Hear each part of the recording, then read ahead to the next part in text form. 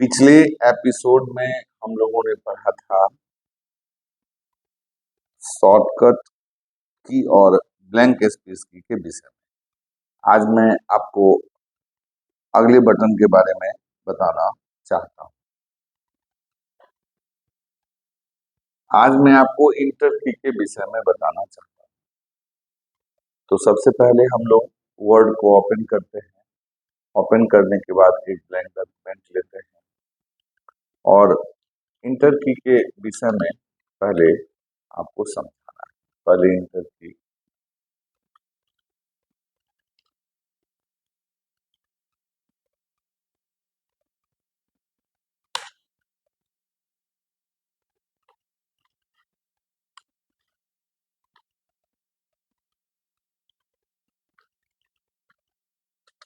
there are three works of inter.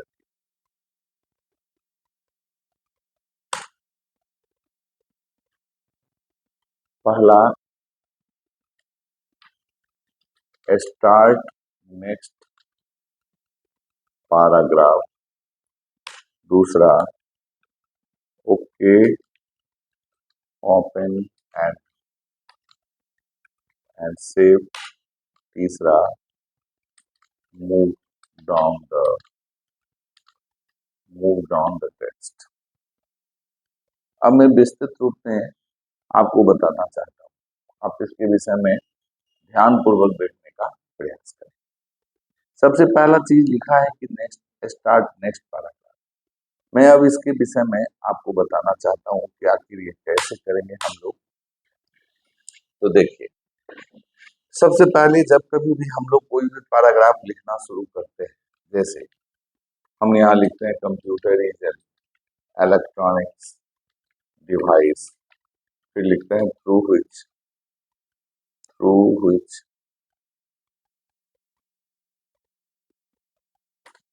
which we can do different types of work। मान लीजिए कि इसके बाद अगर मुझे नए पैराग्राफ को शुरू करने की जरूरत है तो सबसे पहले हमें इंटर बटन को यूज करना चाहिए। हम जैसे ही इंटर बटन दबाएंगे, कर्सर अपने फर्स्ट लेवल में पहुंच जाता है और जहां से हम बड़े आसानी से अगले पैराग्राफ को बड़े इजीली लिख पाएंगे। Is an accurate matching. इस तरह से जब कभी भी हमको अगले पैराग्राफ को शुरू करना है तो हम इंटर बटन के सहायता से कर्सर को पहले लेवल में लाकर और फिर अपने पैराग्राफ को लिखना प्रारंभ करेंगे। तो शायद आप समझ गए होंगे कि इंटर की का काम क्या होता है। तो अगले पैराग्राफ को शुरू करना, जब भी अगले पैराग्राफ को आपको शुरू करना होगा तो आप इंटर की के द्वारा ये काम कर सकते हैं। अब दूसरा काम होता है इसका ओके करना, ओपन करना और सेव करना। तो सबसे पहले मैं ये चीज समझता हूँ जहां तक सेव करने की बात है। तो देखिए, कुछ भी लिखने के बाद, जैसे कि मान लीजिए आप एक नया ब्लैंक डॉक्यूमेंट लेते हैं और इसमें कुछ भी यहाँ लिखते हैं, जैसे computer is an accurate matching, और आप चाहते हैं कि मैं इसे बंद करूं। तो जब कभी भी बंद करने का प्रयास करेंगे तो ये चार्ट आपको दिखाई देगा। इस चार्ट को आप देख रहे हो, इसमें लिखा है कि save your change to this file. क्या आप इसको सेव करना चाहते हैं? आप देखिए कि अभी जगह हुआ क्या है, सेव।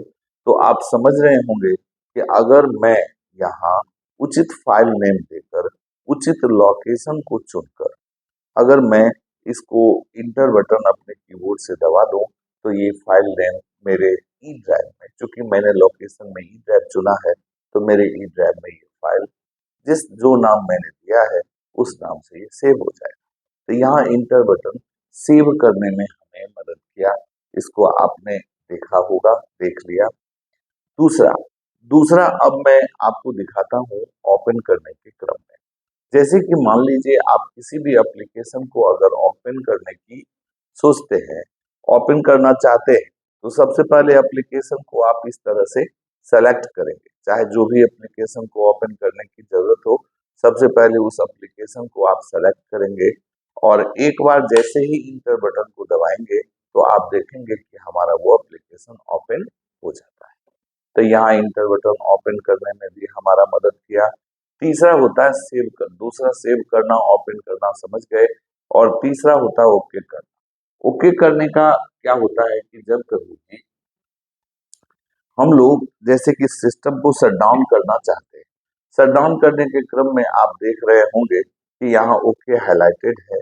इसका मतलब अगर मैं इंटर बटन दबा दूं तो ये शट डाउन हो जाएगा। तो इसका सेंस है कि यहाँ इंटर किसका काम किया, ओके का। तो आप देख लिया कि कभी कभी हमारा जो इंटर की है वो सेव करने के क्रम में भी काम आता है, कभी कभी किसी भी एप्लीकेशन को ओपन करने के काम में भी आता है, और कभी कभी जब शट डाउन करने लगते हैं तो ओके के लिए भी इंटर बटन का इस्तेमाल किया जाता है। अब रहा बात मूव डाउन द टेक्स्ट। इसके प्रैक्टिकल के लिए पहले हमें उस टेक्स्ट को लिखना होगा। तो मान लीजिए कि मैंने रेंट की सहायता से कुछ पैराग्राफ्स को यहाँ लिख दिया। पैराग्राफ लिखने के बाद अगर मैं चाहता हूँ कि किसी भी पैराग्राफ को मुझे नीचे, जैसे कि कभी कभी ऐसा होता है कि मुझे बीच में कुछ लिखने की आवश्यकता आ पड़ी, तो उस पीरियड में आप जिस पैराग्राफ को नीचे करना चाहेंगे, कर्सर को उस पैराग्राफ के पहले रखकर, स्टार्ट में रखकर, और जैसे अपने कीबोर्ड के इंटर बटन को दबाएंगे तो धीरे धीरे आप देखेंगे कि यह नीचे की तरफ जाना शुरू हो गया। तो यहाँ इंटर की मूव डाउन द टेक्स्ट के का काम किया। आप देख रहे हैं कि टेक्स्ट को मूव डाउन करने में ये मेरा मदद किया।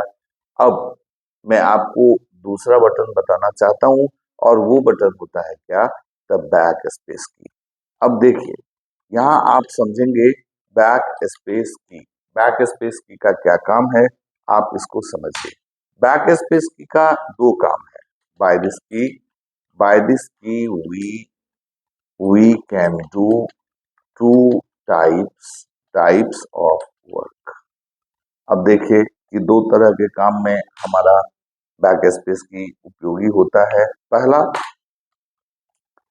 पहला क्या होता है, तो delete a character in direction of right to left. मतलब क्या कि आप एक एक अक्षर को लेफ्ट से राइट की तरफ डिलीट कर सकते हैं। लेफ्ट से राइट की तरफ, सॉरी, राइट से लेफ्ट के, राइट टू लेफ्ट है, तो राइट से लेफ्ट की तरफ आप डिलीट कर सकते हैं एक एक कैरेक्टर को, जैसे कि आपको अभी मैं दिखाता हूँ। और दूसरा काम इसका होता है क्या, तो move up the text. Move up the text. देखिए, अब इसका प्रैक्टिकल हम करके देखते हैं। हमने दो काम आपको इसका बैक स्पेस की का बताया। सबसे पहला बताया कि delete a character in direction of right to left. In direction of right to left, right से लेफ्ट की ओर। Move up the text. अब दोनों को करना सीखते हैं। देखिए, कर्सर अगर हमारा राइट साइड में है और मुझे एक एक अक्षर को मिटाना हो, एक एक अक्षर को डिलीट करना हो, तो हमें बैक स्पेस की को दबाना चाहिए।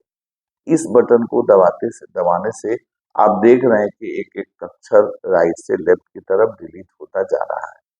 लेकिन यहीं पर अगर आपने कंट्रोल बटन दबा दिया, कंट्रोल के साथ अगर बैक स्पेस की दबाएंगे तो एक बार में एक वर्ड डिलीट होगा, एक बार में एक वर्ड को आप मिटा सकते हैं।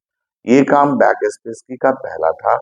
दूसरा काम move up the text. Move up the text का मतलब कि अगर लिखे गए टेक्स्ट को आप ऊपर की तरफ ले जाना चाहते हैं, तो सबसे पहले कर्सर को उस जगह में प्लेस करिए जिस पैराग्राफ को आपको ऊपर ले जाना है, और यहाँ बैक स्पेस की को दबाइए। तो धीरे धीरे देखेंगे कि ये जो कर्सर जो है वो उस लिखे हुए टेक्स्ट को ऊपर की तरफ लेकर जाने में हमारा मदद करेगा।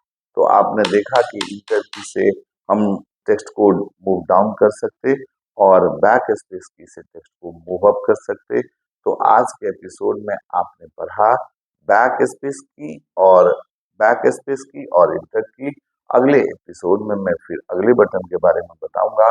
तब तक के लिए छोटा सा ब्रेक।